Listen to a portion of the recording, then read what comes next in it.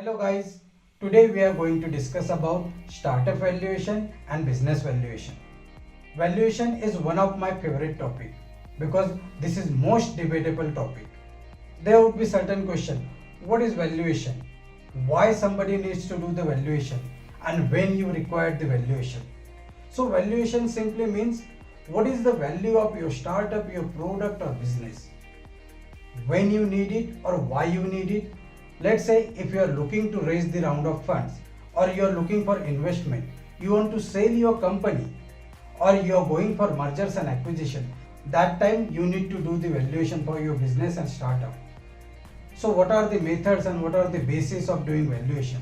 Let's understand the basis first.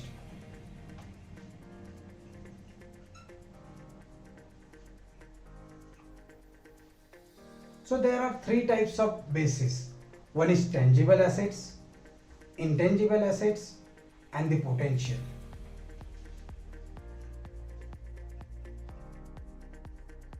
Tangible, intangible, and potential.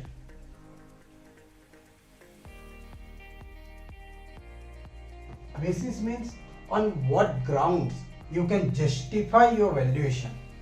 Consider if you are running a manufacturing unit, so there must be machineries, furnitures and all the stuff. Even you might be owning a factory or land. So all these things comes under the assets, as in physical assets. And calculating the value of these assets is comparatively easy when we compare with the intangible assets. Consider you have got the machineries, you have got the furniture, you have got the systems, you have got the land, construction. So we can calculate the value of this particular thing. The second basis is intangible assets, as in your brand value,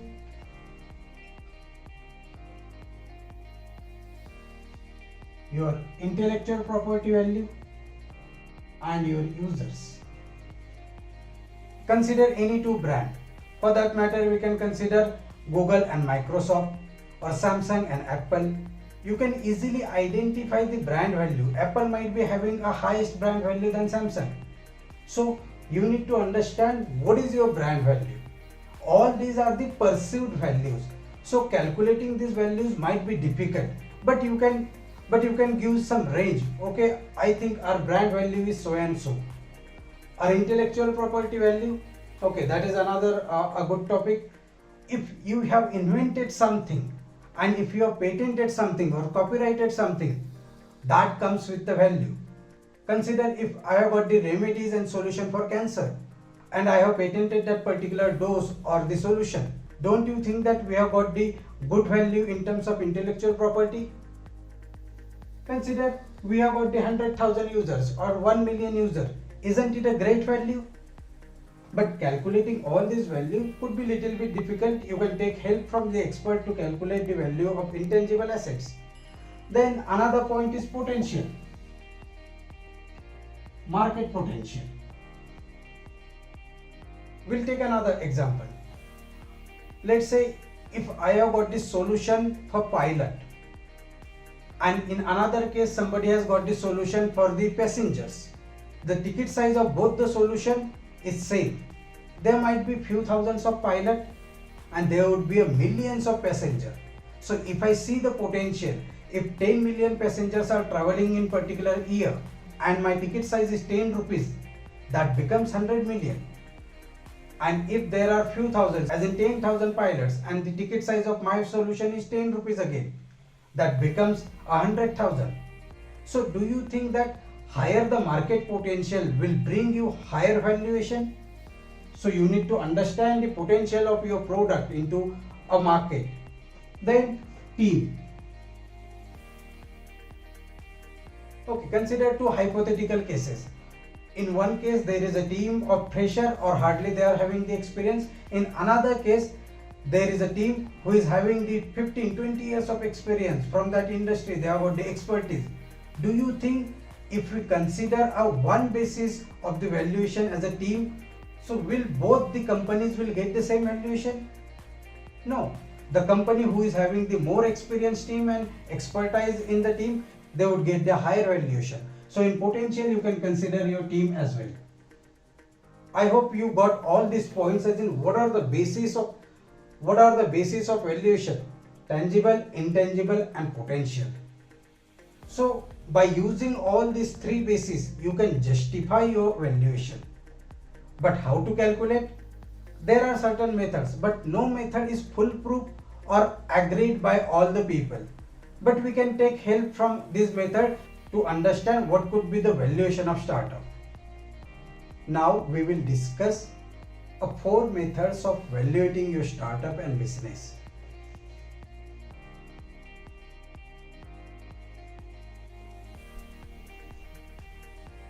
First one is DCF. Some people call it VC method as well. DCF is discounted cash flow and VC is venture capital method. If you are early stage startup, you have just started the business, you have developed the MVP, you started getting some traction, you are getting some revenue. So you are in early stage of the life. And in that case, you can use this method. This is nothing but a projected discounted cash flow of your startup. Consider in year 1, you would be having 1 million of the sales as in revenue.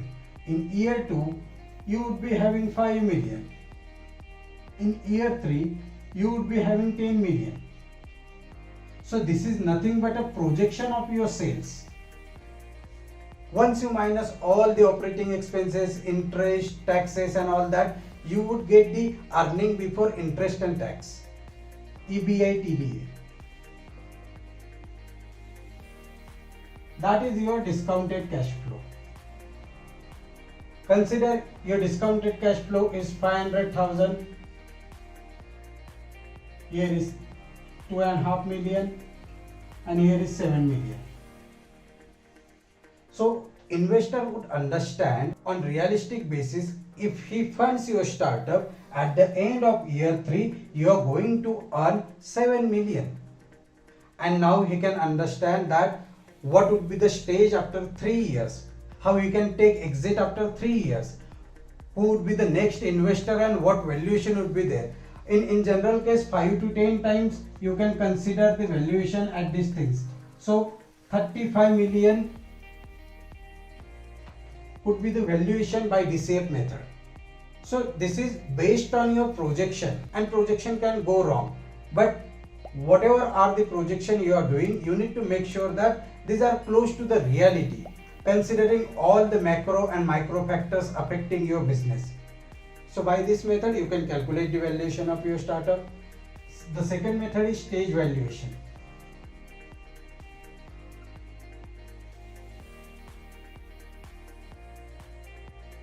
These are the predefined valuations based on the stage of the startup. Let's say if you have got the MVP, if you have got the users, you are getting paid users, you are growing, you are scaling up, you are expanding. These are the stages of your startup, and there are pre-decided valuation. We are just taking an example. Let's say MVP, the valuation could be of $50,000. At user stage, there could be $100,000. At paid user stage, could be $500,000. At growing stage, $1 million. Scaling up stage, $5 million. And expanding stage, $10 million. These are just hypothetical example. If you Google what are the valuation for particular stage, you would get to know according to your domain, according to your startup, according to your region. In US, there could be some different valuation. In India, there could be some different valuation.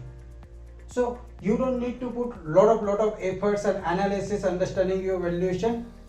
So you can simply say that, okay, at this stage, this should be our valuation and these are our expectation. The third method is peer comparison.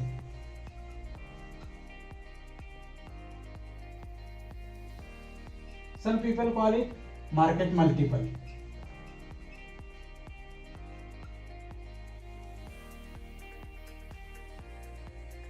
This is a comparative method of valuating your startup. Consider your startup is from e-commerce background and you are dealing into groceries. Okay, so grocery e-commerce,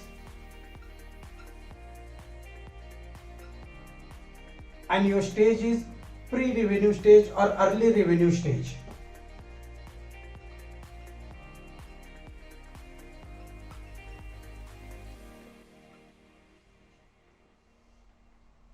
Now we need to identify few companies wherein we can compare your startup with. In this case, Grofers, Big Basket, these are the direct competitor. So we can compare. Now if we need to understand your valuation, we need to go back in a history and we need to search for what was the valuation of Grofers and Big Basket when they were at the early revenue stage and what kind of investment they have raised. There could be a chance that Grofers might have valuated at 10 million and Big Basket might have valuated at 15 million at this stage, and they have secured 1 million or let's say 1.5 million dollars funding. So this is another method of calculating your valuation based on comparison with your competitor, a direct competitor. The fourth method is cost to duplicate.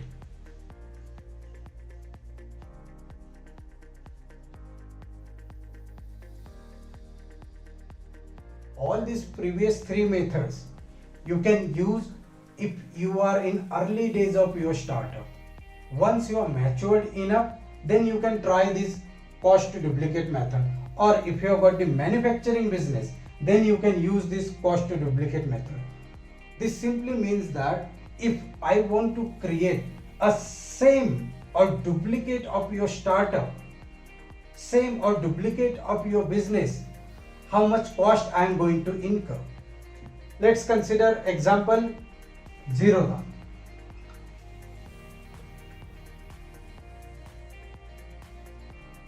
How much money I would need to create another Zerodha?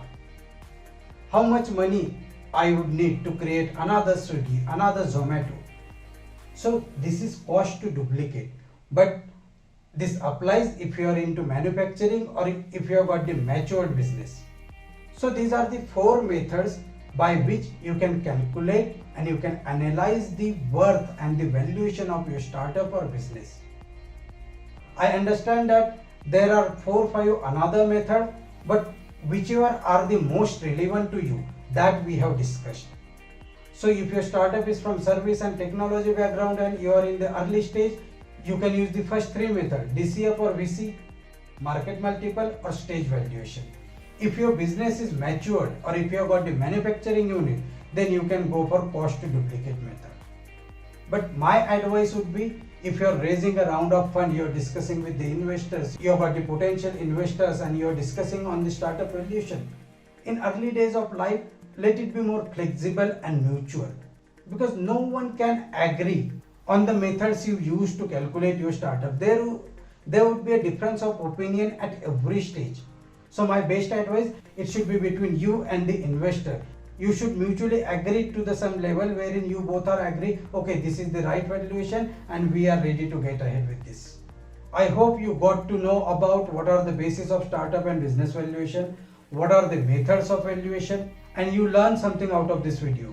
If so, please like, share, comment and subscribe to our YouTube channel. Thank you. See you again.